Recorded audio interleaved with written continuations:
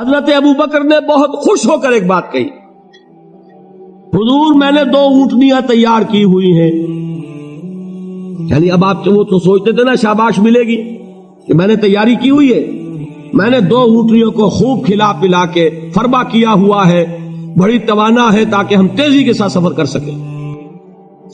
حضور نے توقف کیا، فرمایا ہاں ٹھیک ہے، 1 اونٹنی میں استعمال کروں گا لیکن میں اس کی قیمت ادا کروں گا.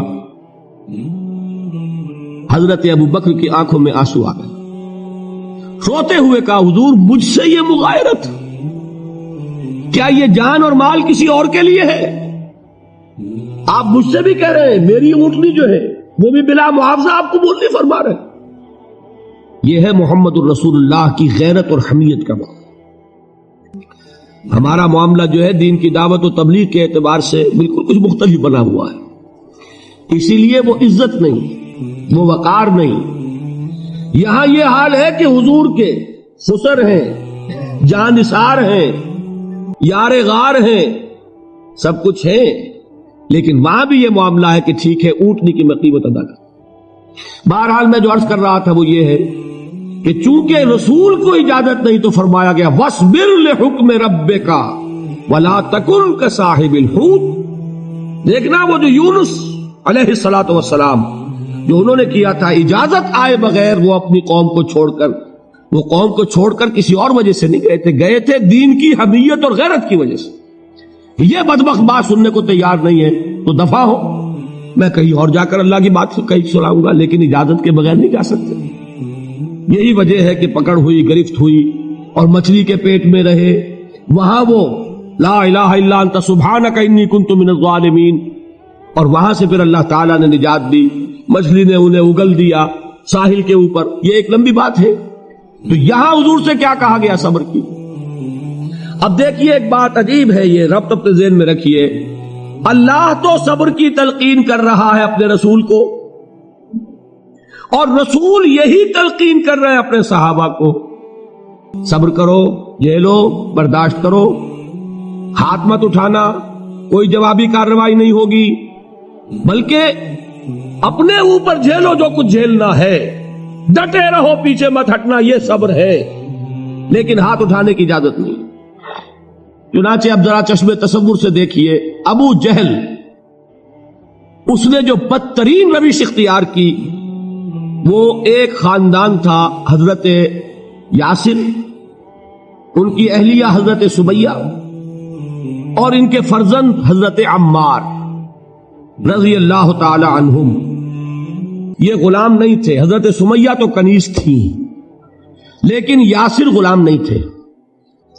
ان کی کہانی یہ ہے، واقعہ یہ ہے کہ یہ بہت نیک آدمی تھے. یاسر یمن کے باشندے، انہیں کو خواب میں بشارت ہوئی کہ نبی کا ظہور ہونے والا ہے مکے میں، جاؤ شاید ان کے قدموں تک پہنچ جاؤ.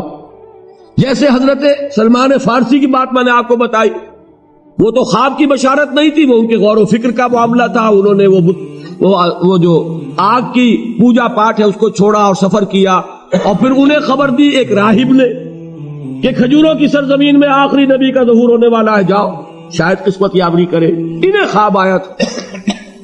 یہ یمن سے ترک وطن کر کے مکے آ گئے. ابو جہل کا ایک چچا تھا، بہت شریف النفس انسان، اس کے ساتھ معاہدہ کیا حلیف بن کر، اور وہ مکے میں رہنے لگے. اس لیے کہ یہ نوٹ کر لیجئے، مکہ اس وقت ایک قبیلے کا شہر تھا، صرف قریش. یا قرشی رہ سکتا تھا وہاں یا قرشی کا حلیف. اگر کسی کے ساتھ اس کی، جیسے آپ کو معلوم ہے یہاں کاروبار وغیرہ کرنے میں سعودی عرب میں شراکت جو ہے وہ کسی لوکل سعودی کے ساتھ ہوگی تو آپ کر سکتے، وہ کفیل ہے، ورنہ آپ کچھ نہیں کر سکتے.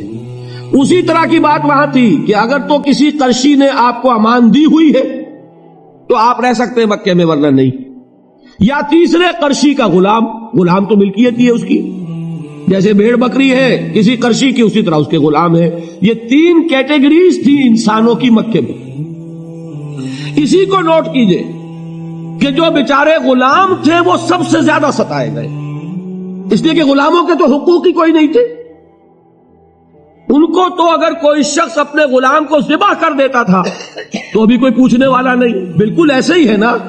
آپ کی بکری آپ نے ذبح کی, گوشت کھا لیا, کوئی آپ سے کوئی پوچھ سکتا؟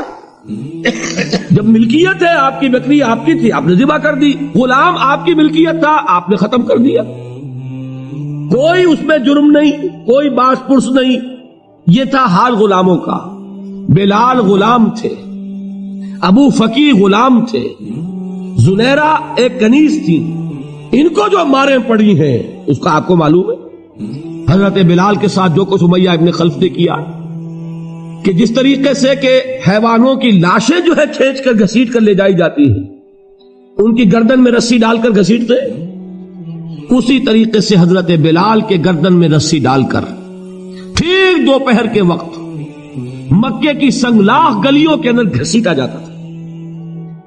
نیچے زمین جل رہی ہے توے کی طرح, اور ویسا بھی ہوتا تھا کہ چت لٹا دیا, اوپر سے وہ آگ مکے کا کہ سورج جو ہے ذرا نوٹ کیجئے, آگ برسا رہا, نیچے زمین توے کی طرح جل رہی, اور ایک بھاری سل بھی لا کر جو ہے سر پر رکھ دی, چھاتی پر رکھ دی گئی ہے کہ آواز نہیں نکل رہی, جھاگ نکل رہے منہ سے.